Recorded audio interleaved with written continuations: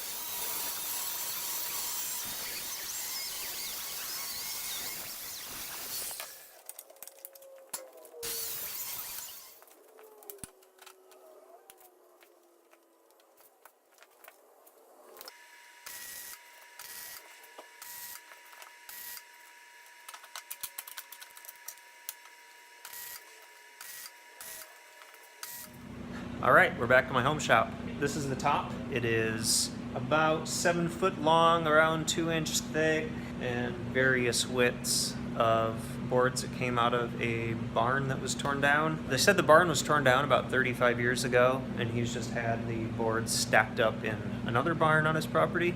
Don't know how old the barn was, but if I'm just judging it off of the fact that it's full dimension 2-inch thick lumber, mid-late 1800s maybe? It's hard to say. So yeah, basically I'm just cutting them to length, plus about 4 inches so that I can do a final trim once they're glued up. But the plan is to keep a bunch of this texture from the rough sawing process. I'm going to sand it a little smoother because this is like lethally splintery. Here's a little example. I'm doing some stain samples, but you can kind of see how it kind of took off the really rough areas.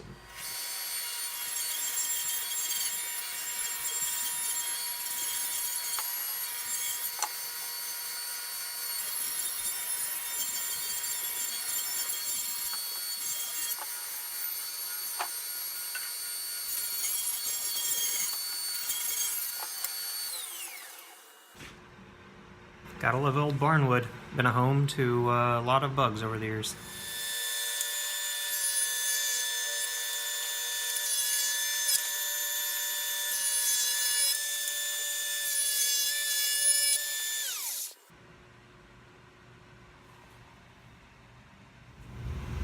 Well, I think I figured out why these are so heavy. I think these are red oak. I assumed they were, I don't know, white pine or Douglas fir or something. No. Red oak. Oh yeah, word of caution. If you're using old wood, use a metal detector.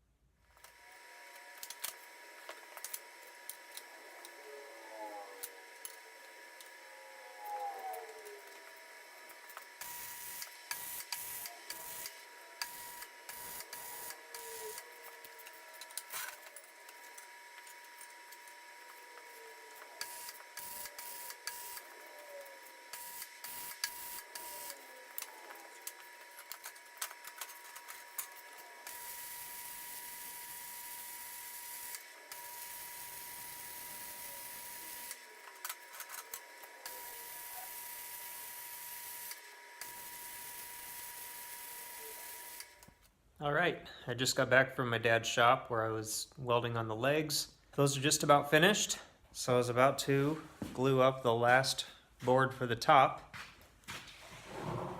These four are already done. This is the fifth one. Let me turn you around and I'll show you what I'm doing here. Okay, so as you can see, I got biscuit slots. This would be a great place for dominoes, not pizza, although it's always a good time for pizza, but the Festool version of the biscuit joiner, which is much better than biscuits, but also a biscuit joiner, is cheap, and a Festool domino machine is not. So, the reason I'm doing that is twofold. One is there's a lot of this like bug damage, so that'll kind of weaken the joint a little bit in those areas. You know, overall, that's not much of the area of the board. But that's one consideration. The second one is these boards are kind of twisty, and I'm trying to keep the top relatively flat. It doesn't have to be perfect. In fact, it's not supposed to be perfect, but I don't want, you know, a board going up and down, the other one going up and down the opposite way, and then have all these weird gaps. So the biscuits kind of help pull it straight and hold it together. Yeah, I guess that's about it. I just wanted to show where I was at. I'm not going to film the actual gluing and clamping because it's pretty easy to figure out how to apply glue and clamp. And also, I don't have a tripod to hold my camera because it's out at my dad's shop. So, with that, I'm going to glue this up and I'll bring it back. All right, there you go. That is the last board clamped up. Just cleaned out the glue squeeze. Yeah, I think it turned out okay. Now the finish for this is going to be a base coat of seal coat sanding sealer, and then 2 coats of amber shellac. And that will give me that finish right there. If the guy I'm building it for isn't happy, I'll just keep it. And I'll be perfectly happy to do so. I got one more day to get this thing done, so see you tomorrow. All right, well, good morning. Morning, it's probably about noon. About to take all these clamps off and finish this up. So let me find a place to prop up my phone without a tripod and show you how I get it ready for stain and trim it to final size and all that.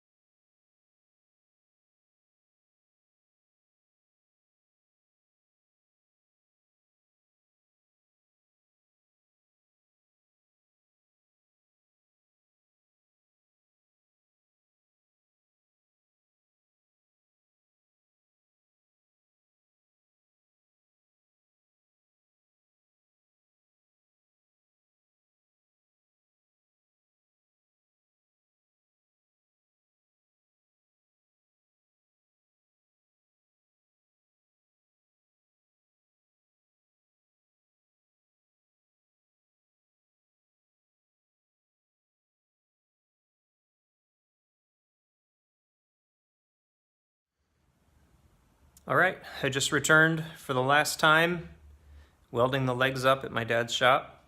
Let me turn you around and show you what I got done. Okay, so this is not my design. This is just a somewhat common style kind of mod leg that I've seen around on the internet. A few people have different interpretations of it.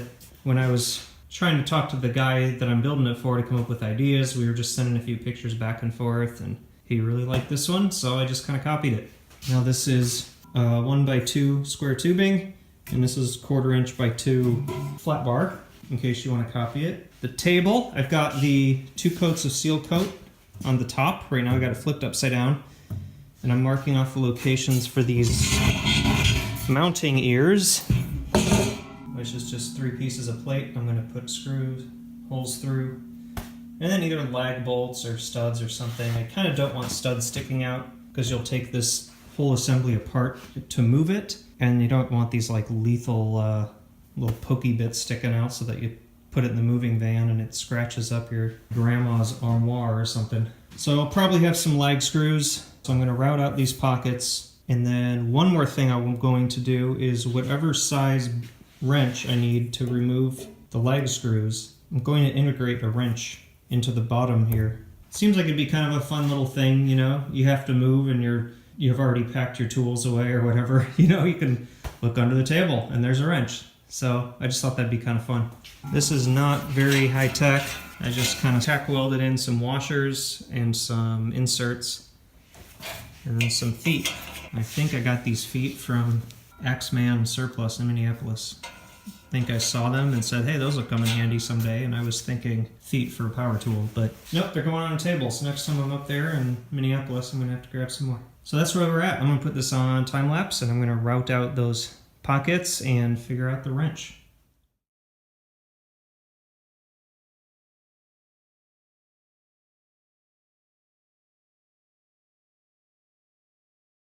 So I haven't cut out the pocket for the wrench yet, or found the wrench, because I don't know what lag bolts I'm going to get, because I don't have the right size.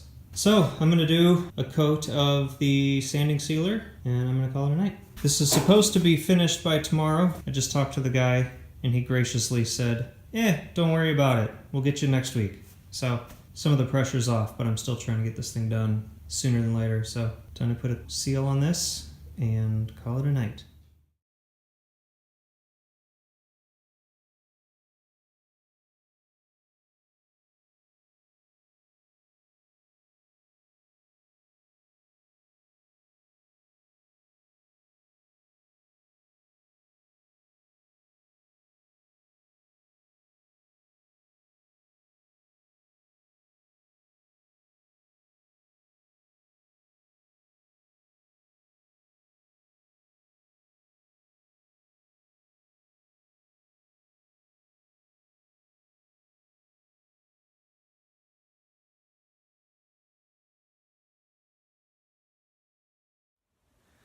All right, it's been a couple days. I've got 3 coats of shellac on the top of this, and it's been drying for, I don't know, 48 hours or so, probably. So the bottom still just has 1 coat of shellac on, or not shellac, the sanding sealer, which is shellac, but anyway. So I'm gonna flip this over. I've got some strips of plastic I'm gonna put between it and the sawhorses to try to keep the finish from sticking to anything. And I'm going to get the bottom finished, which means I'm going to get the holes drilled for the lag bolts for the legs, and I'm going to get the little wrench detail sorted.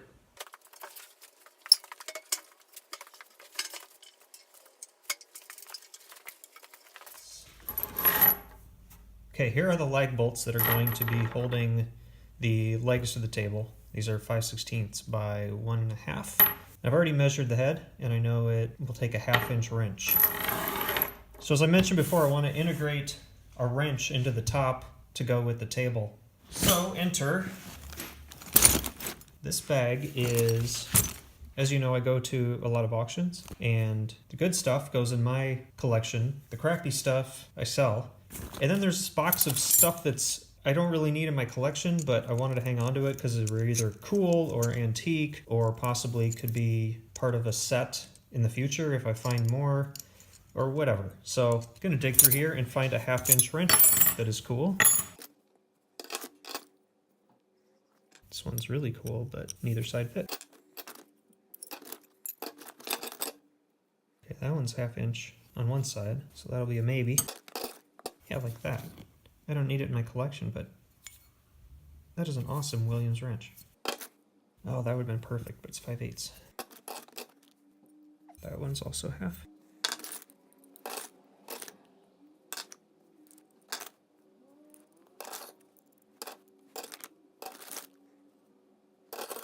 Look at that one, 1930 seconds. Don't know when I'll ever need something like that, but that's a cool size.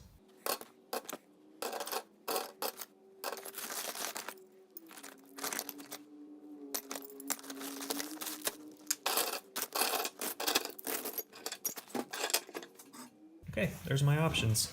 And I kind of like this one because both sides, I think, are half. Yes. Yeah, these are both half and 9/16, so it would have an extra size that's not useful for the table. So, I think that's going to be the winner. Forged steel, Barkalloy, Buffalo, USA. Apparently is made in Buffalo, New York. It's not the Buffalo Tool Company, which is usually cheap imports. I don't know, but it's a part of the table now.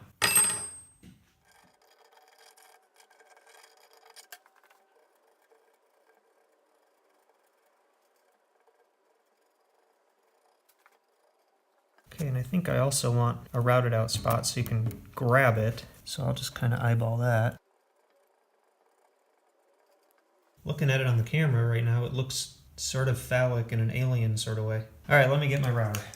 Okay, rather than pull out my big router, I'm going to take a chance and use my Dremel with a StewMac router base. I got this for doing guitar inlays. I'm going to see if it's powerful enough to route this little guy out.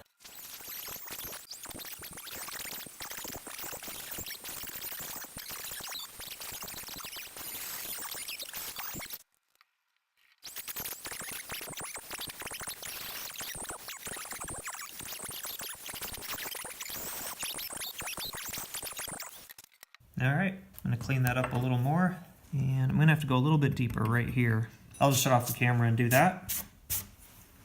Bring you back. Alright, I just spent a little more time with the router. I did this part extra deep so you can grab it. I did that part extra deep for that end. I did that part a little bit deeper, and it fits quite nicely. In trying to come up with a way to stick this down, I decided the easiest solution would just be to put a couple magnets in here. Off camera, I'm going to put another coat of sanding sealer on the bottom of this, and then I guess I will see you when I have a couple magnets.